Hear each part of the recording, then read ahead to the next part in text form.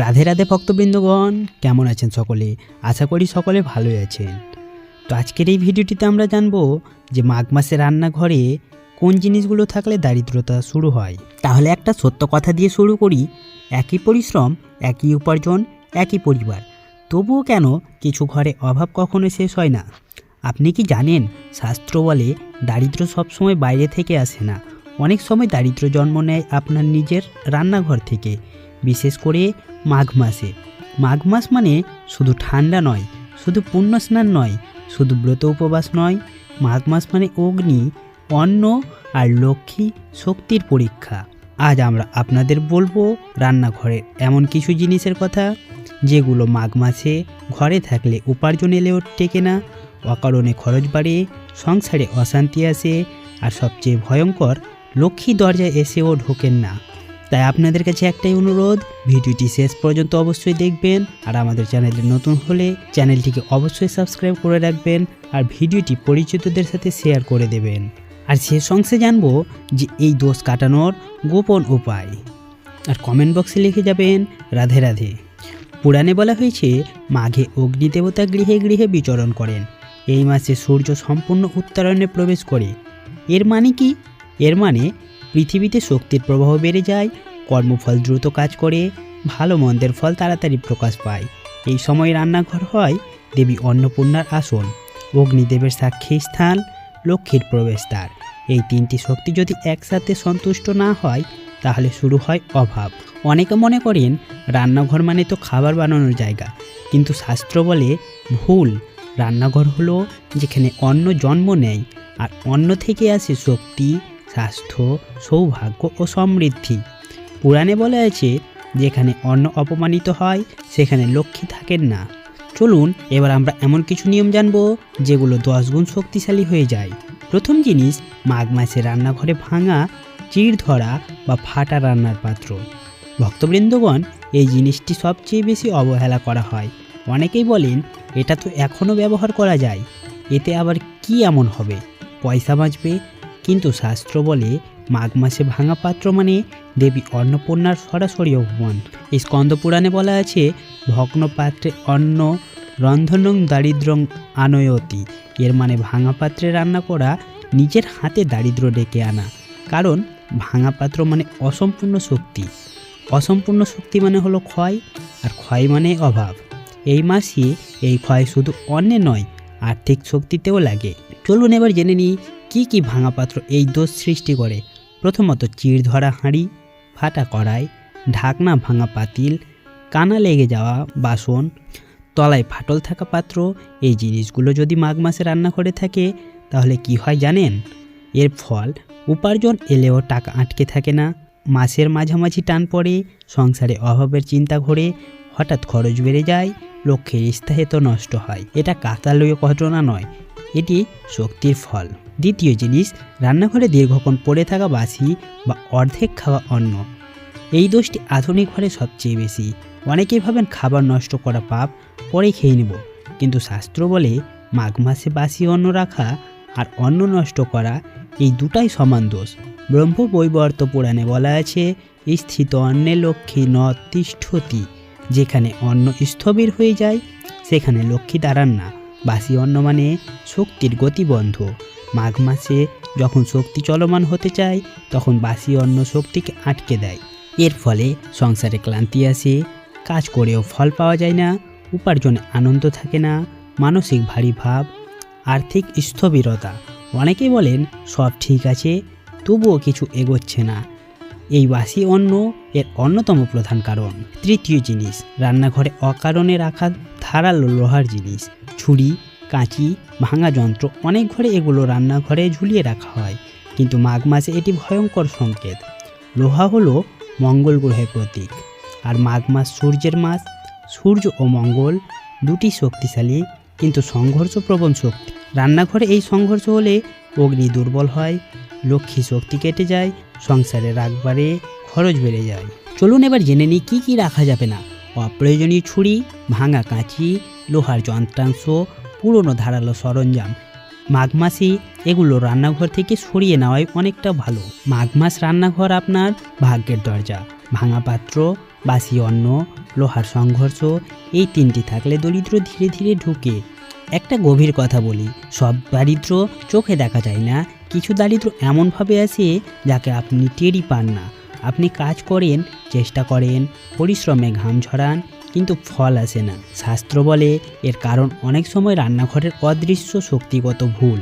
বিশেষ করে মাঘ মাসে এই ভুলগুলো 10 গুণ শক্তিশালী হয়ে ওঠে। চলুন একে একে সেই ভুলগুলো জেনে নেব। পুরাণে বলা আছে, মাঘে সূক্ষ্ম শক্তি স্থূলকে নিয়ন্ত্রণ করে। এর মানে কি? এর মানে এই মাসে যা চোখে দেখা যায় না সেটাই বেশি কাজ করে। এই সময় দিক শক্তি সক্রিয় হয়, চিন্তার তরঙ্গ শক্তিশালী হয়, ঘরের কম্পন বদলে যায়। আর এই সব কিছুর কেন্দ্রবিন্দু হলো রান্নাঘর। বাস্তুশাস্ত্র অনুযায়ী রান্নাঘর মানে শুধু আগুন নয়, এটি হলো কর্মফলের কেন্দ্র, উপার্জনের প্রবাহস্থল, পারিবারিক শক্তির উৎস। মাঘ মাসে যদি রান্নাঘরের শক্তি ব্যাহত হয় তাহলে প্রথম আঘাত লাগে অর্থের ওপর। প্রথম দোষ, রান্নাঘরে দীর্ঘদিন খালি তাক বা ফাঁকা কোণ। এই দোষটি খুব কম মানুষ বোঝেন। অনেক ঘরে দেখা যায় রান্নাঘরের এক বা একাধিক তাক সম্পূর্ণ খালি পড়ে থাকে। মানুষ ভাবে খালি থাকলেই তো পরিষ্কার, কিন্তু বাস্তুশাস্ত্র বলে মাঘ মাসে খালি জায়গা মানে শূন্য শক্তির বাস। শূন্যতা কখনো নিরপেক্ষ নয়, শূন্যতা মানে শক্তির অনুপস্থিতি। মাঘ মাসে যখন ঘরে শক্তি প্রবাহিত হতে চায় তখন খালি তাক বা কোণ শক্তিকে আটকে দেয়, লক্ষ্মীর অবস্থান নষ্ট করে, আয়ের ধারাবাহিকতা ভেঙে দেয়। এই কারণে শাস্ত্র বলে শূন্য গৃহে স্থায়িত্ব নাই। এর ফলে কাজ শুরু হয়, শেষ হয় না, টাকা আসে আবার বেরিয়ে যায়, আয়ের ধারাবাহিকতা থাকে না, সংসারে অনিশ্চয়তা বাড়ে। এই দোষের কারণে অনেকের জীবনে স্থায়িত্ব আসে না। 2 নম্বর দোষ, রান্নাঘরে অতিরিক্ত শব্দ বা কোলাহল।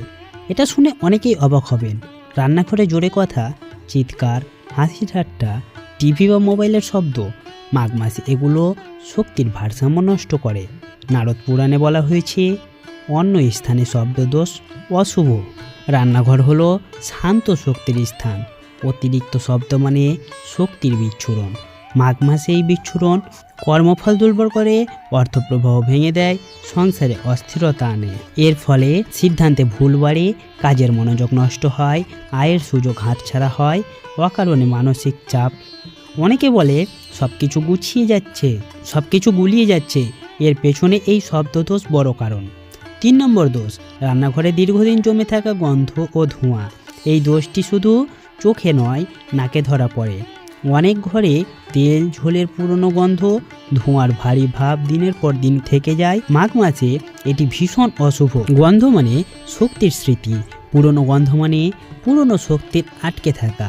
মাঘ মাসে যখন নতুন শক্তি প্রবেশ করতে চায় তখন এই পুরনো গন্ধ নতুন সুযোগ আটকে দেয়, উন্নতির পথ রুদ্ধ করে, অর্থনৈতিক অগ্রগতি থামিয়ে দেয়। এর ফলে নতুন কাজ আটকে যায়, সুযোগ এসেও নষ্ট হয়, উন্নতির গতি থেমে যায়।